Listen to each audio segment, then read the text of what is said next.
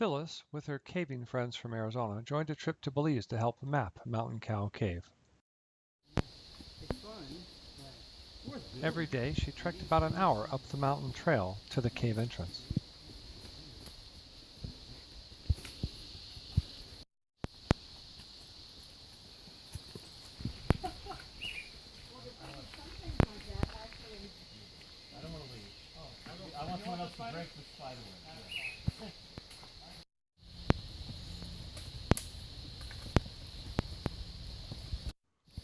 Looking over the edge, you can see the large entrance.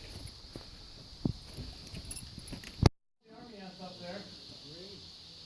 Marching right across the trail. Oh, you can. Found out just now, Gabrielle, that you're expendable. Yes, I am. She's on the actual expendable team, huh? No, you're on the expendable team.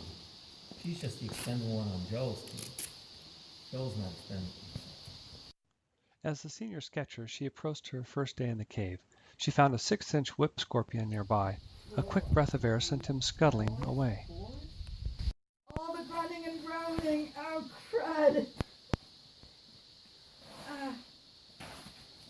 I did go on my belly. You did go on your belly. I don't know if I can still turn around. No matter how tight the passage, she knew she needed to see the room to draw it. Maybe not. Where am I going? I'm not going down.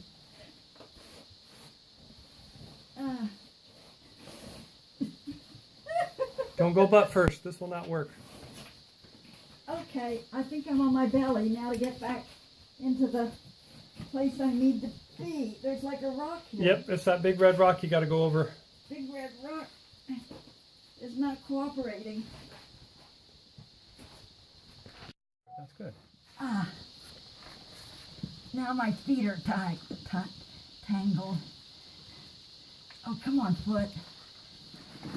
Come on, pants. Let go of the rock. I think I'm past the big red rock. Good stuff. You may never see me again.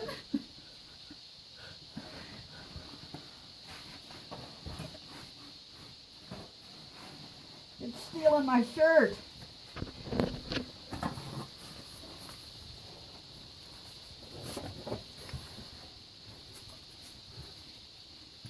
Oh, holy moly, how'd you find this? All this work for another 12 feet of map. Bob's going to be so proud of you. Oh, I see a survey book. Oh, did I leave my book behind? Talk about Velcro. Holy moly, yes. Ah.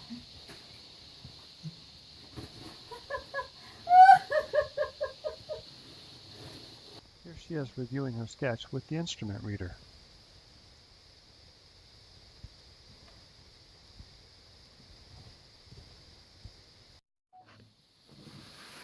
That's how you get down. For the next 4 days, she had to pass through a place I call the toilet bowl, a highly decorated area on the way to the ceremonial room.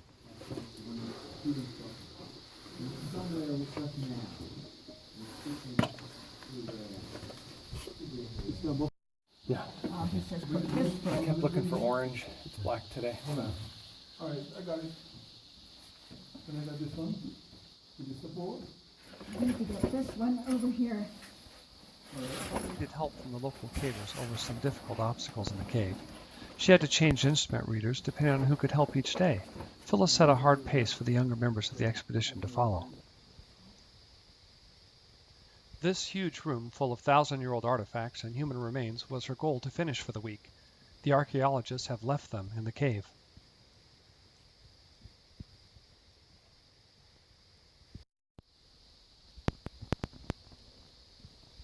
We encountered this 50-foot tall stalagmite and column here.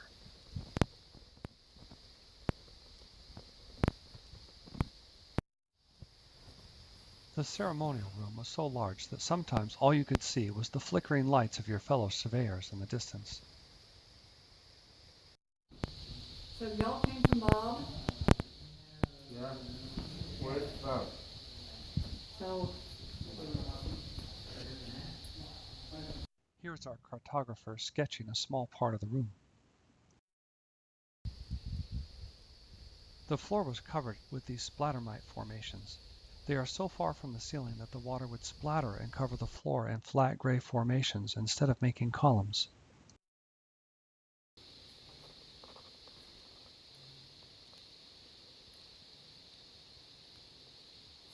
Some of the younger members ahead of us into the Wonderland Passage, where you had to take off your shoes and climb over the formations.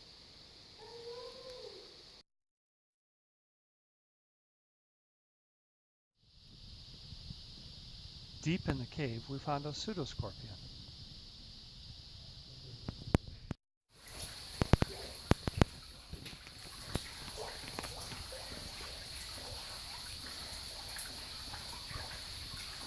On the fourth day, when the rain came, it quickly seeped into the cave, making puddles and helping the formations grow.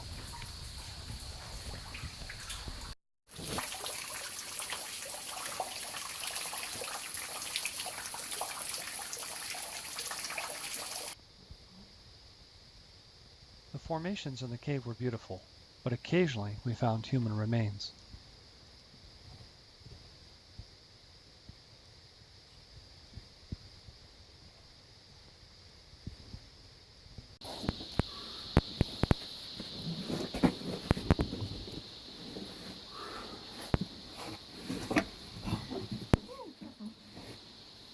For 30 plus years of caving. The daily trip out of the cave took an hour, climbing over large boulders and features, mostly through easy passage, but also through tight squeezes like this.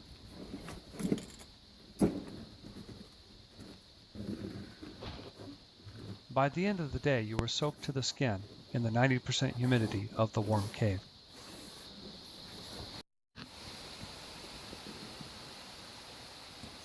About 100 feet up from here, the steep part brought you outside to where the mosquitoes lay in wait for you.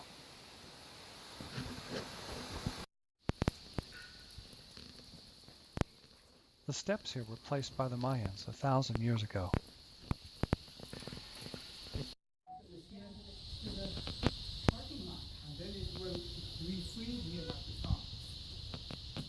After the rain, the frogs came out and sang to us.